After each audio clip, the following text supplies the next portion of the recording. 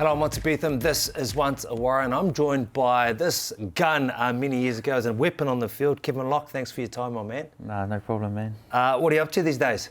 Just moved back from France, and my wife and I just had a little baby girl a week ago, and so just getting back into the groove of things and back on the tools. So, really enjoying being back home. Oh, congrats on that, man. And talk to me about the knees, because how's your little baby girl and her knees? Because I think knees are why you got your nickname. Talk about that nickname as well. Yeah, so my grandfather was named Nobby, and he had knobbly knees, and just a coincidence that I had knobbly knees at birth. So, you know, the name got passed on to me, and it sort of stuck with me through my upbringing, and you know, it's still to this day. A lot of people know me as Nobby. And I'm hearing in some of your Auckland Rugby League photos and everything, it's actually got Nobby Locke on it. Yeah, pretty much. So, you know, everything, even through school, was never Kevin Locke. It was always Nobby Locke, and you know, it was questioned by a lot of people why you called Nobby. And you know, you cop a bit, you know, with Nobby. So, yeah, it was, you know, it's a name that stuck. Something you have plenty of, bro, is your speed, and it made you an absolute weapon on the field. And this might jog your memories. Take a look at this. Kevin Locke, he's away, the crowd are on their feet. And look at him go! This young flyer, he can motor! Kevin Locke, who does very well, terrific rugby league. He's got speed to man, here comes the road runner, and he's won the game! Oh, they've got it! Kevin Locke has scored for the Warriors! Locke chasing and winning the race. Locke with the step and straight, and Nobby got the wheels. Locke does the business. Oh, you've got to love it. And off he goes. Here he goes, the fullback. And look at Locke go. Here's Kevin Locke. There's nobody in front of him. He's beaten about 5 Dragons. He scored the try. Just sensational there. Nobby, you look at that. How does that make you feel? What memories come back? Yeah, well, some very exciting ones. I guess at this day and age, I show my son some of those highlights, and you know, he sort of buffles on a little bit. But you know, just for me, I think speed was a real big element of my game. I wasn't big enough, and I was told I wasn't big enough. So having the speed sort of, I guess, made me go that little step further. And all I had to do was learn how to dodge tackles. And we think about you, absolute speed, and around that same sort of time there was Sean Johnson, absolute speed, although he was a lot bigger than you. Who was faster, man? Yeah, I think I was faster over 40. He had like quite a bit of speed within that 40 to 80 mark. You know, he was quite elusive. But Glenn Fisher, he was another one. He was an overall 100. He sort of held a good pace. But yeah, I don't know. Would Glenn be the fastest? The Fish? Would he be the fastest, you reckon, in your time over that period? Put each other in our primes. It's a competition. Look, you're arcing up, man. You're arcing up. You want to have a go, because that's the thing. Like sometimes when you got the speed gates out, the people that get the best times on that aren't necessarily the people that are on the field doing their thing. Clinton Talpe, he was hard to run down when we got in the open. Yeah, well, James Maloney is another good example. You know, he's someone that wasn't doing the best times, but man, every time he got the ball, he'd make it.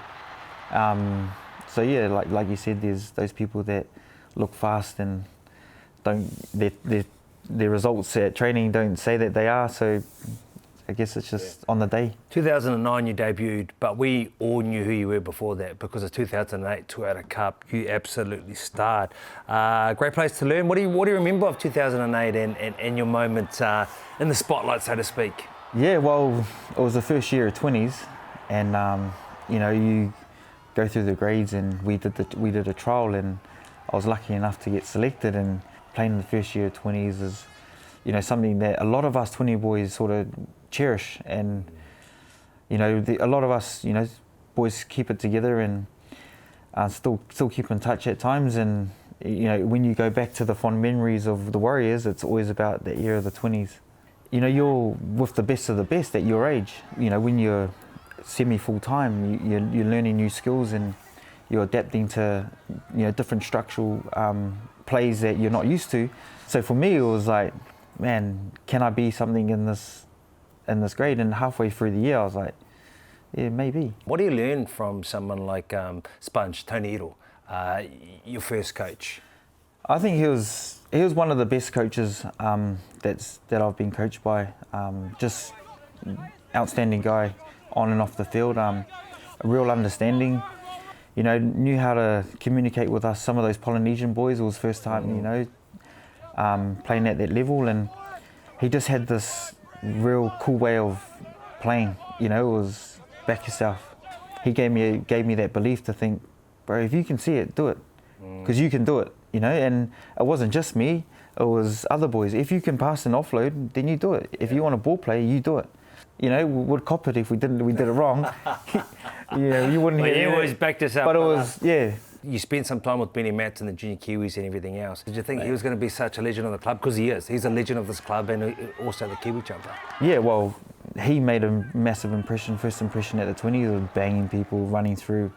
It was like he was a big kid playing with little kids at times, and I remember when he debuted and all the boys were like, you know, about time, and we thought he was like the next Sonny Williams, the way he used to bang people, and yeah, it was just, I think for him it was destined for him to make his debut in that year, and which he did. And you were destined the following year to make your debut. You had to wait to round 12. It was against the Tigers. What do I remember? How did you get the boarding pass? Who told you were in?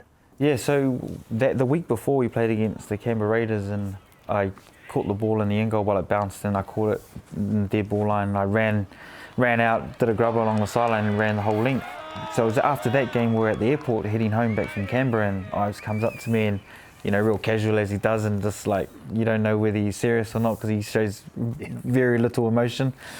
And he comes and he puts his hand around me, he's like, "You all right, Top? Yeah, good game, yeah." I was like, "What were you thinking when you kicked that kick?" I was like, "I don't know, just kicked it, you know. I don't know, I can't tell you what I was thinking at that time." And he goes, "Oh, it's good. Do you reckon you can, you reckon you can do that in the NRL?" Yeah, and then I was just like, yeah, I'll give it a go. I wouldn't say no if the opportunity was there. You'll potentially play next weekend. I was like, really? He goes, yeah. Okay, so that would have been a different plane ride home. Yeah. I mean, it would have been really hard not to tell the world. How did you feel in that moment right then? You know, in a different way. We always hear of moments where you get told to play first grade, but that was pretty impressive, man. Yeah, well, I guess the emotions of wanting to tell your family, you know, and I didn't want to jinx myself before it was actually sealed. So I sort of waited, and, you know, I was going home and acting all excited, you know, unnormal. I actually told one of my best mates, "Bro, I'm going to debut this week." And then he's like, "Really?" And I was like, "Yeah." And he's like, "Bull crap." And I was like, "No, I'm debuting." He's like, "What? Because you think you're debuting because you scored the 100-metre try?" Yeah. I was like, "I don't know, but maybe it got me that opportunity." You scored 2 tries on debut. What else do you remember from that day, Kevin Locke? Because that's how you debut, man. Yeah, well, the thing is that I was sort of gave me the shits because I was like, he goes, "Oh, you're marking Tani Alatuiaki," and I was like, "Oh, mate, I grew up with him. He's from the same neighbourhood. I was, you know, from Northcote." "Bro, I ain't marking against him, bro. Swap sides." And then so he put me on. He goes, "Nah, you're up against Bo Ryan." So my first try was, I just got the ball. I think it was very minimal space, and I sort of dived over and I like ducked underneath, and I found the line, and the feeling on my face, and there's a few photos of it, was just the biggest excitement, you know, like, and then the second try was in the corner next to my family, and everyone gave me their beers thrown in the air. So it was quite surreal, and I goal kicked that game too. I mean, it seemed to be like you didn't feel pressure.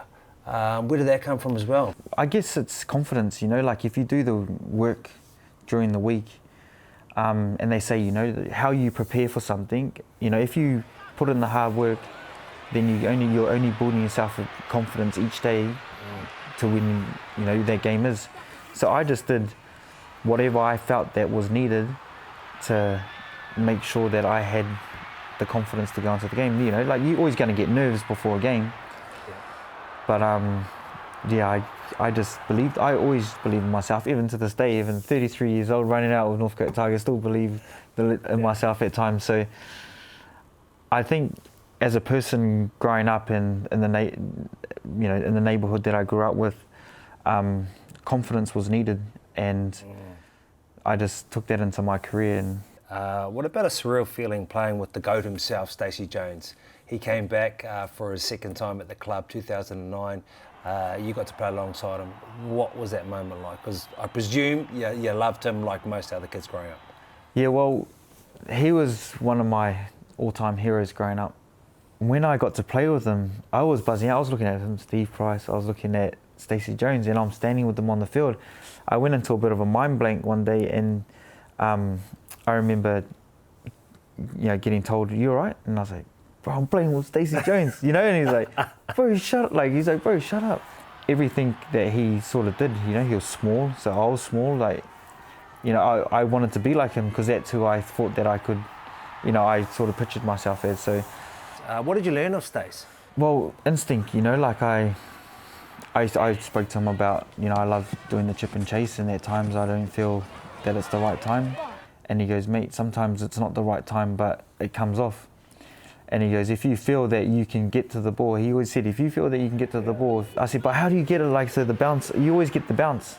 How do I do that and pull that into my game and make it regular?" And he goes, "Mate, you'll know." He goes, "If you practice it, you'll know when the right time is." And he goes, "Mate, you're fast enough to get to the ball. And sometimes if the bounce never come my way, then I'd ask, Jimmy Maloney, can you do it for me? Because if he done it, then the bounce didn't go the right way, then it's his fault." It's his fault. I love that. Okay, you mentioned Jimmy, and also Felipe Mateo is the name I want to throw up. It seemed like you had some amazing combos with those two. Was that the case? Yeah, well, I think them two had a big impact on my career as well. Just going through a lot of off-the-cuff stuff. There'd be weeks where, we'll do video and them two were sort of, just really smart footy brain. I guess with Felipe, just instinct, I thought one of the most talented players, if not the most talented player that I've ever played with. And Jimmy, even though he was a bit of a pain in the butt sometimes, and a pest, eh?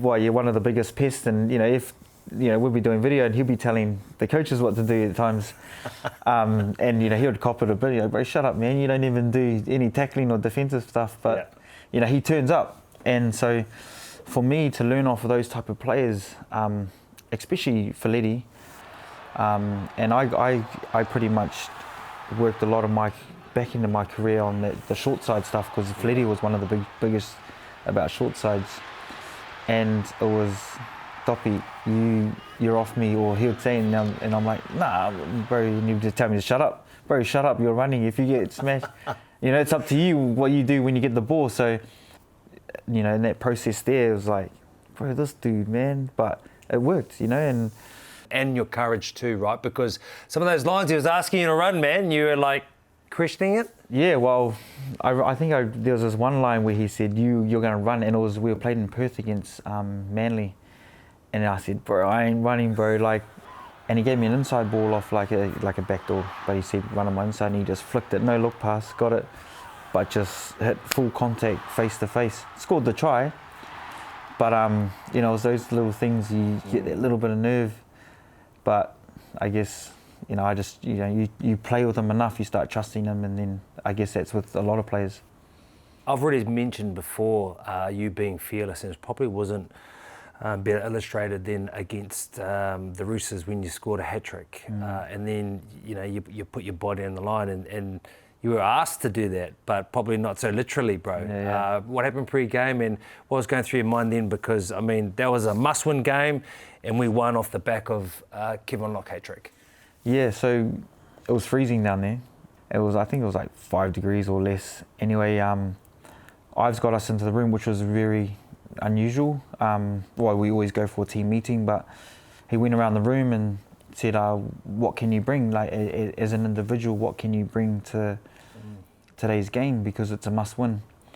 And a lot of boys got deep about it, and I had nothing to say apart from, "I'll just bring 100%. I won't let anyone down." When I scored that last try, Lani tipped me up, "Topper, I'm going to grub it through. You just go." And I said, "Yep, sweet." I just had eyes for the ball. I didn't realise that the other winger was coming. So when I had eyes for the ball and I see no one next to me, I had the game. But then, unfortunately, he came in behind me and swung my legs around the post. But it was good that the ball actually made it to the line, because all I had to do was dive on it, because if it had come up short, it could have been a different story. You were so courageous. Where did that come from? Was that something you had to work on? Yeah, definitely. And I think when you grow up, you play your touch footy, your tag, all those type, those sports that sort of help you with the ability of playing with the ball and flicking the pass out, reading defensive things like in touch. There's a strategy to it. So playing those sports definitely helped me. It was just you didn't get tackled in those sports, so it was trying to do that and then take it into a rugby league game. And yeah, I guess it worked in ways.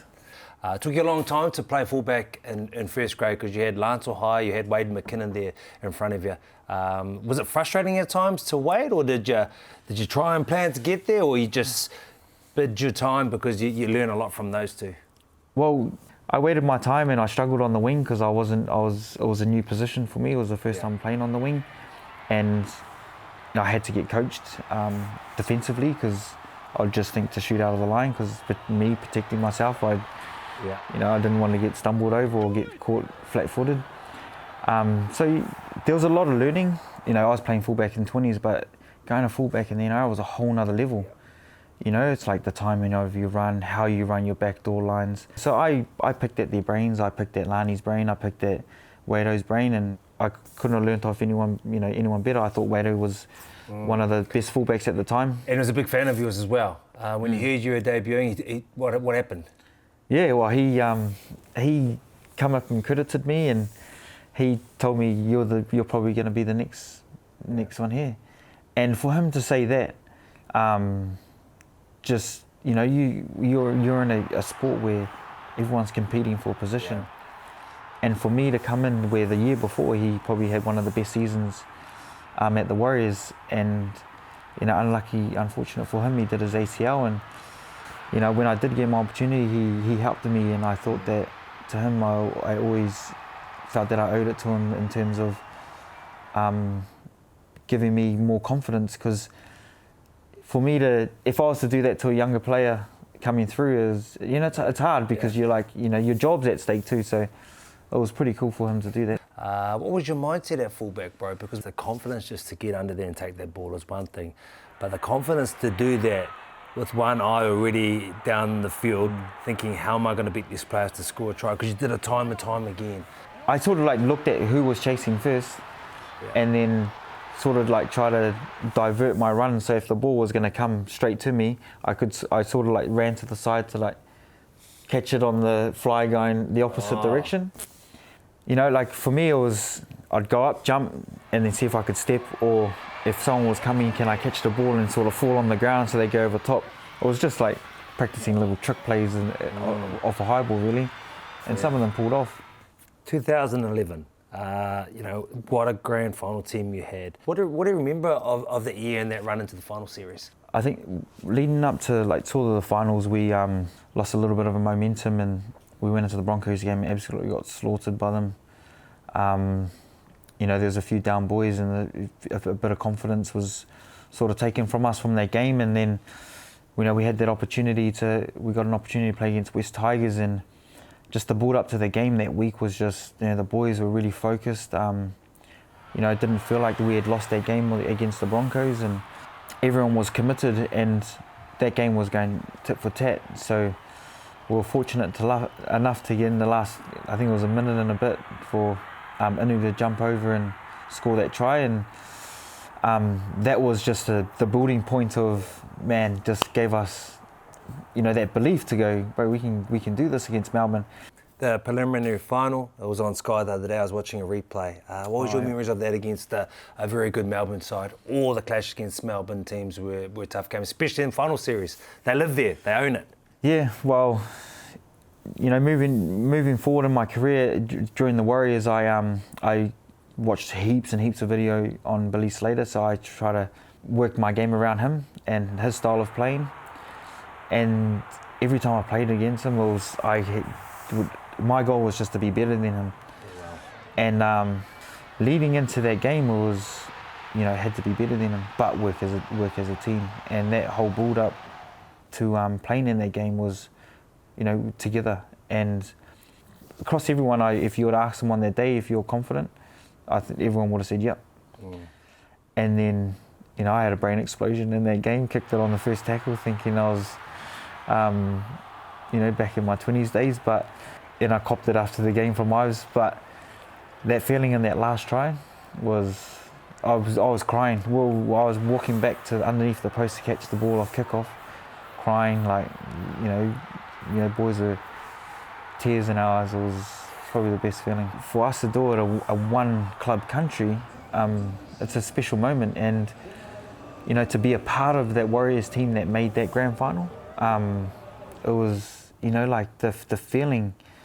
It's the most beautiful feeling. Like, it's to do it with your friends and the team that you did it, and to know what you had to do to get to that position, and to do it against a team like Melbourne is, you know, like just to beat Melbourne is it's like a final in itself. Yeah. So for us, it was, you know, there was a lot of tears going around, and with excitement too. Like, even in the change rooms, it was just, you know, we did it. We sat there and we looked at each other, and boys were just hugging each other. It was the best feeling. It was a fantastic run on the way in, but then you face up against a Manly side that was probably one of the best Manly sides of all time, one of the great grand final sides with legends on the field. That emotion going into that game, and we come out and all our fans are in the corner doing the haka, and you know, that you couldn't, like, I was at fullback and I was yelling and they couldn't even hear me, so everything just sinking in, and the goosebumps. You know, I didn't think that any of the boys didn't go out there and give it their all. They were hard to beat leading into that final anyway. Like, you know, every game that they had were smashing teams, and they just looked a step ahead of everyone else. And, you know, I thought we did all right. Considering the score, I wasn't too bad, but got to play with Stacey Jones, got to, you know, swap jerseys with Billy Slater, got to outplay Billy Slater and on occasion. When you look back on that, brother, you know, how does that make you feel on the career you've had? Yeah, it makes me proud of myself. I loved every moment in the Warriors jumper. I honestly didn't think that it would ever be a position that I'd ever be in, like, you know, going back, come through high school, you know, and all credit to Graham Norton. He sort of had a belief in me, and he used to pick me up and take me to trainings for when I used to play for the Lions. And you know, he's always a guy that brought a lot of inspiration to a lot of people, and did a lot for the rugby league community. So to represent the Warriors is I think a Kiwi's dream come true as a rugby league player.